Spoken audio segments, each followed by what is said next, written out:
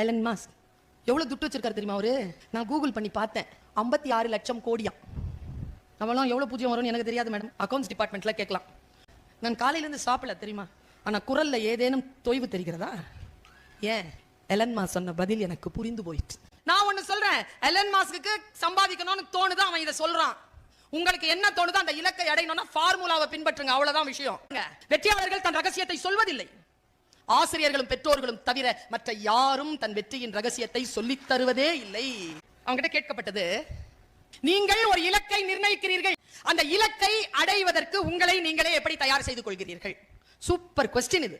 அவன் என்ன பதில் சொன்னான் பாருங்க. நீங்கள் கேட்ட கேள்வி எனக்கு புரியவில்லை. உன் இலக்கை அடைகிறதுக்கு உன்னை மோட்டிவேட் பண்றது எது? ஒரு இலக்கை நிர்ணயிக்கிறல்ல, அதை அடைய முடியாமல் உன்னை நீயே சாய்ந்து போனால் அதை நீ எழுச்சி பண்ணிக்கிறியே, அந்த எழுச்சி எப்படி பண்ணிக்கிறேன்னு சொல்லுன்னு கேட்கிறான் முன்னால இருக்கிற இன்டர்வியூவர். எலன் மாஸ்க் சொன்ன பதில் என்ன தெரியுமா? உங்கள் கேள்வி எனக்கு புரியவில்லை.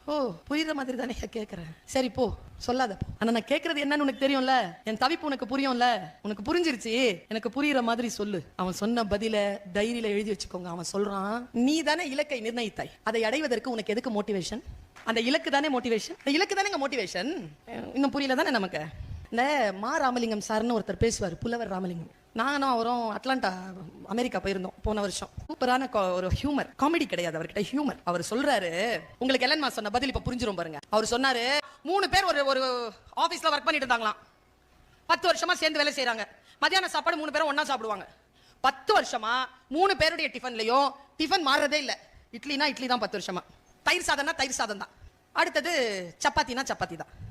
எல்லாரும் ஒரு நோட் எழுதி உள்ள போட்டாங்க, 10 நாள்ல டிஃபன் மாறலனா நான் 10வது மாடியில இருந்து குதிச்சிருவேன். எது? இட்லி, தயிர் சாதம் நானும் 10வதுல இருந்து குதிச்சிருவேன், சப்பாத்தி நானும் 10வதுல இருந்து குதிச்சிருவேன். 3 பேரும் அமிச்சிட்டாங்களா?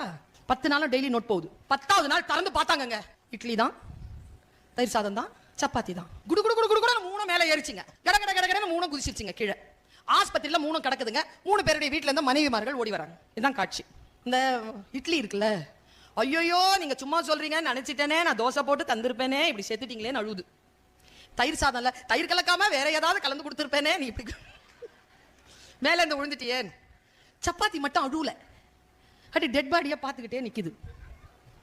கூட இருக்கிற நர்ஸ் சொல்லிச்சான், ஐயோ புருஷன் செத்து போயிட்டான், அழ மாட்டியா? இல்ல எனக்கு ஒரு டவுட்டு. என்ன? அவங்க இட்லியை அவங்க வைப் பண்றாங்க, இவர் தயிர் சாதத்தை அவங்க வைப் பண்றாங்க. இந்த ஆள் தானே காலையில எழுந்திரிச்சு சப்பாத்தி மாவு பிசைஞ்சு சப்பாத்தி போடுறான், இந்த ஆள் ஏன் குதிச்சான்னு எனக்கு தெரியலன்னு.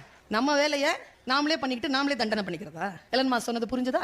The only person under the sky will help you is you. உங்களை தவிர வேறு யாராலும் காப்பாற்ற முடியாது.